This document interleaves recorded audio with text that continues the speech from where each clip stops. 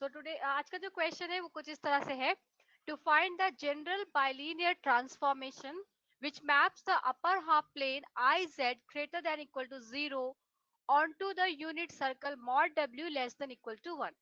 तो देखो ये क्योंकि हम लोगों ने बाइलिनियर ट्रांसफॉर्मेशन पढ़ा और ये इसी का एक्सटेंडेड पार्ट है, और इस एक्सटेंडेड पार्ट में हमें क्या करना है, एक प्लेन से दूसरे प्लेन पे ट्रांसफॉर्मेशन को फाइंड आउट करना है। लेकिन हमारा ट्रांसफॉर्मेशन कैसा होना चाहिए, तो वो एग्जैक्टली आपका बाइलिनियर ही होना चाहिए, ये भी ध्यान में हमें रखना है।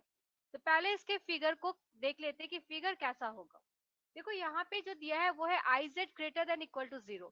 तो जब हम आई जेड की बात करते हैं, दैट मीन्स यहाँ पे जो भी आपका कंस्ट्रक्शन होगा, अगर आई जेड है, I Z is greater than equal to 0, that means you have to think about only Y greater than equal to 0।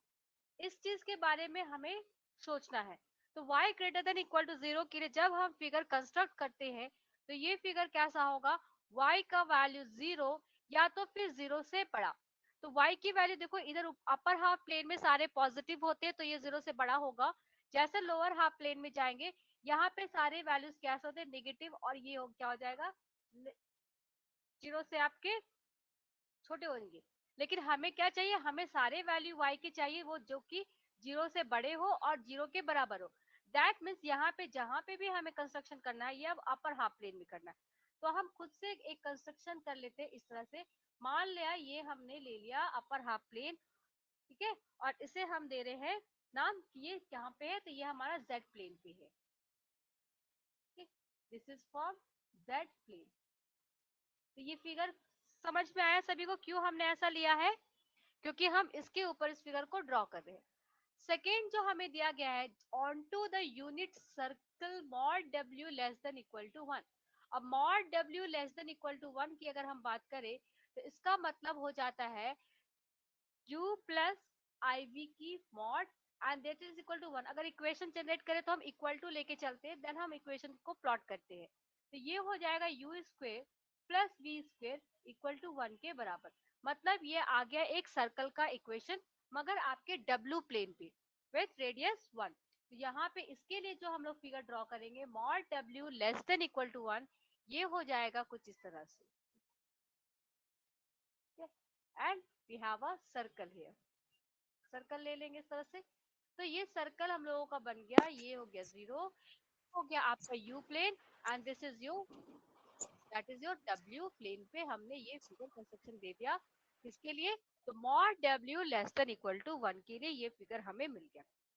अब आते हैं, क्योंकि हमें ये बाइलिनियर ट्रांसफॉर्मेशन बोला है और एवरी बाइलिनियर ट्रांसफॉर्मेशन बोला गया है, तो पहले हम लोग एक बाइलिनियर ट्रांसफॉर्मेशन कंस्ट्रक्ट करते हैं। तो मान लेते हैं let w equal to A Z plus B divided by C Z plus D है, और कंडीशन होता है क्या, A D minus B C not equal to 0। इस कंडीशन के साथ हमने ये ट्रांसफॉर्मेशन यहाँ पे ले लिया। तो ये ट्रांसफॉर्मेशन कैसा है, be a bilinear transformation, be a bilinear transformation, okay, which transform the upper half plane, which transform the upper half plane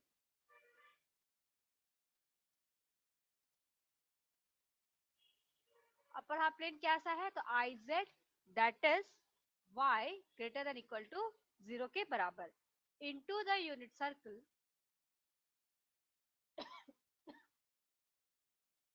into the unit circle mod w less than equal to 1। तो ये जो question में दिया था उसी चीज को अभी तक हमने यहाँ पे अपना अप्लाई किया। अब इसके बाद आगे बढ़ते हैं, क्योंकि हमें कंस्ट्रक्शन देना और ट्रांसफॉर्मेशन करना है, तो थोड़ा सा कुछ चेंजेस जरूर करना होगा। तो लेते हैं, वी हैव, हमें दिया गया है w की value A Z plus B divided by C Z plus B.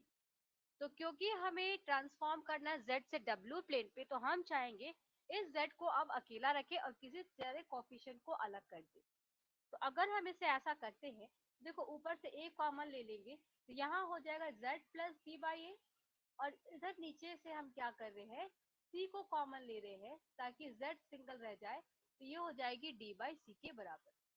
ये हमें मिल गया a बाई सी और यहाँ हो जाएगी z plus B by A divided by z plus A by C का वैल्यू। अब हमें ये चेक करना है कि कहाँ कहाँ पे हम ट्रांसफॉर्मेशन अप्लाई कर सकते हैं।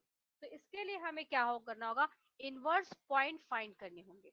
अब इनवर्स पॉइंट करना हम लोगों ने सीखा है, तो यहाँ पे लिखते हैं नाउ। गर्ल्स यहाँ तक किसी को कोई डाउट है? Anyone ask No, ma'am. them? Okay. अब यहाँ पे हमें इनवर्स पॉइंट देखने, तो लिखते हैं now the inverse point of the circle mod W equal to 1। देखो लेस देन इक्वल टू है ना, mod W less than equal to 1 है, तो लेस देन इक्वल टू 1 में पहले इक्वल टू 1 देख लेते हैं, और फिर देख लेंगे कि अगर एक से बड़ा हो तो यहाँ पे क्योंकि लेस देन 1 है, और यहाँ पे हम जब फाइंड आउट कर रहे हैं वैल्यू, तो हम इसके सारे पॉइंट्स को अप्लाई करेंगे कि इक्वल टू 1 पे क्या होगा, अगर 0 हो तो क्या होगा, और इन्फिनिटी की वैल्यू हो जाए तो वहां पे क्या हमें मिलेगा। ये सब डिपेंड करता है इस z के वैल्यू पे।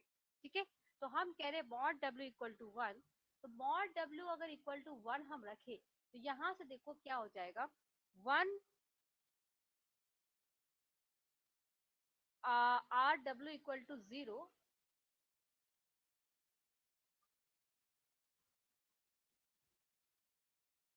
and w equal to infinity,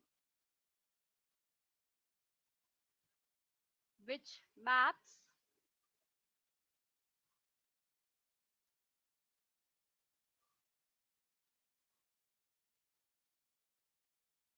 not maps which corresponds to the point, which corresponds to the points। तो पॉइंट्स चेक कर लेते क्या क्या होगा। देखो यहाँ पे जब हम w की वैल्यू को 0 रखेंगे तो ये हमें देगा z प्लस बी बाई ए।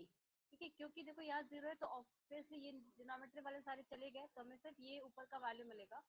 तो दैट यहाँ से हमें जो z का वैल्यू मिल रहा है वो है माइनस बी बाई ए की वैल्यू।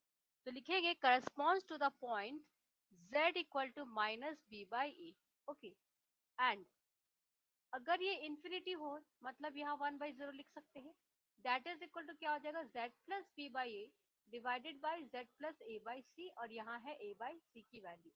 सो दिस सिंप्लाई यहाँ से हमें मिल जाएगा z plus A by C की वैल्यू 0। देखो यहाँ से ए बाई सी ये ब्रैकेट के अंदर है ये पूरी वैल्यू, तो यहाँ से ये 0 यहाँ पे चला गया, यहाँ से z प्लस ए बाई सी हम ले सकते हैं, तो ये हमें देगा z की value minus A by C के बराबर। ठीक है, माइनस डी है, सॉरी ये जो D not A, D by C minus D by C के बराबर। तो यहाँ पे जो करस्पॉन्डिंग पॉइंट्स क्या हो गए, जब w की इक्वल टू 0 किया तो इसके करस्पॉन्डिंग हमें मिला z equal to minus B by A, और जब w को हमने इन्फिनिटी करा तो हमें z मिल गया माइनस डी बाई सी की value. Okay, in the z plane, in the z plane, इसी को हमने यहाँ पे दिखा दिया। अब इसको आप डायग्रामेटिक वैल्यू से भी दिखा सकते हैं, हमने इसको डायरेक्टली दिखा दिया है। अब देखो क्योंकि हमारा जो ट्रांसफॉर्मेशन है, हमने क्या ट्रांसफॉर्मेशन अप्लाई करा है, z equal w equal to A Z plus B divided by C Z plus D की वैल्यू रखा है। तो इस करस्पॉन्डिंग पॉइंट से यहाँ पे देखो ये हमें वैल्यू मिल जाता है a by C plus Z by B and plus Z by C. तो इसको एक नाम दे देते हैं, let it be equation number 1। तो 1 से अगर हम देखें कि सिंस द ट्रांसफॉर्मेशन 1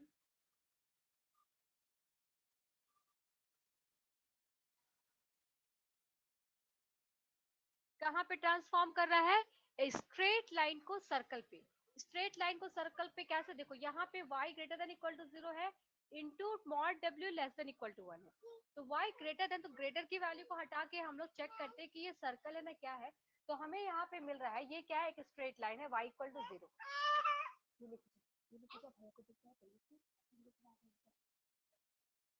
तो हमें मिल गया कि therefore since the transformation 1, since the transformation 1 transforms a straight line, okay, transforms a straight line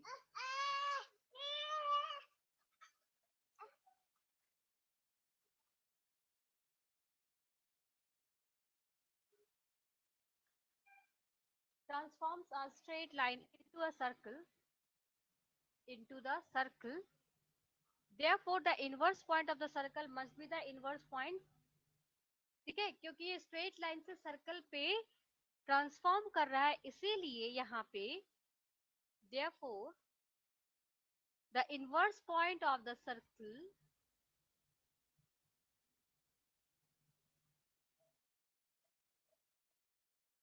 be the inverse point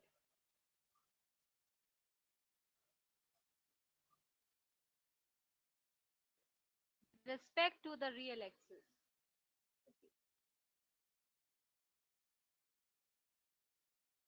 तो आप ले सकते